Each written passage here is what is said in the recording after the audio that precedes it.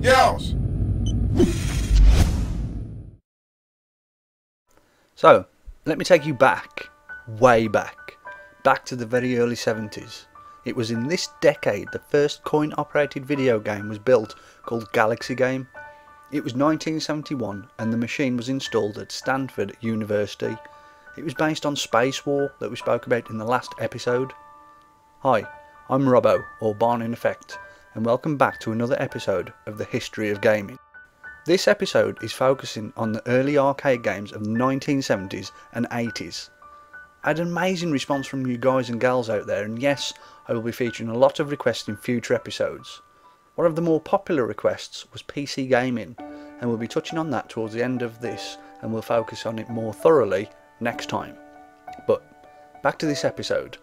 And also in 1971, Nolan Bushnell and Ted Dabney created a coin-operated arcade version of Space War, and they called it Computer Space.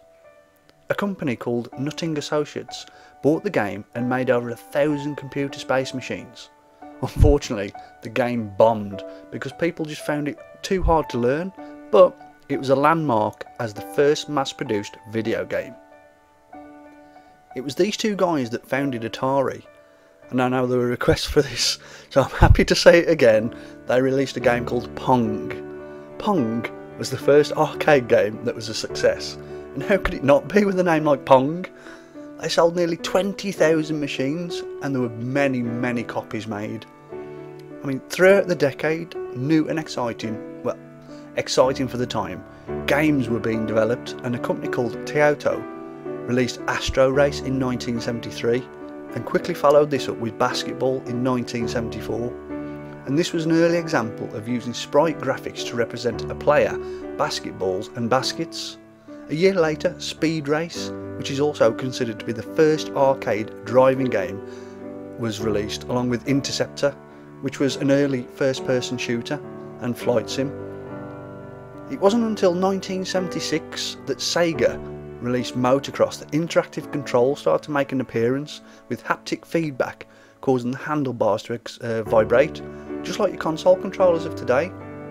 They also released Road Race in 1976 and Bomber in 1977, which was an early side-scrolling video game and shooter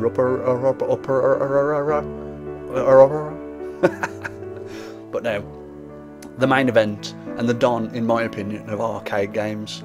I had the pleasure of actually playing this game in my youth, not quite when it was first released, but an actual working model in a chip shop just up the road from us. Yeousch Space Invaders in 1978 was a great success, and is now regarded as the first blockbuster arcade video game. It was one of the reasons video game arcades started to spring up in shopping malls, and small corner arcades appeared, even restaurants, grocery stores, bars and movie theatres all over the United States, Japan and other countries started to get these machines in to lure the youth of the day. And during the 1970s and early 80s, Space Invaders, Galaxian, Pac-Man, Battlezone and Donkey Kong were massively popular.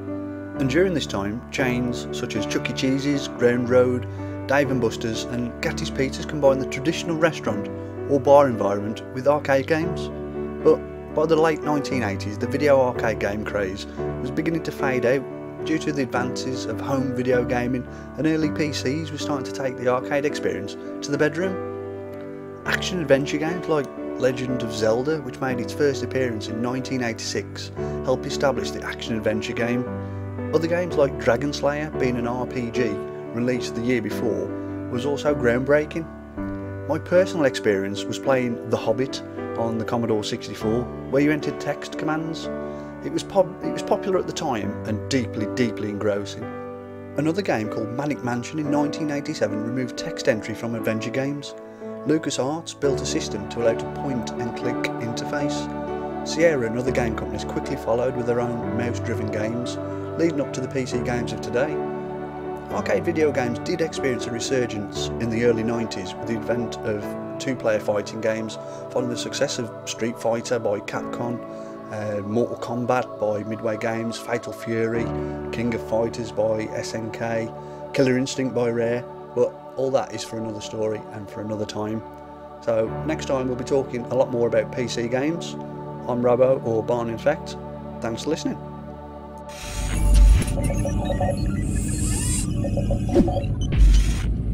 Yeousch!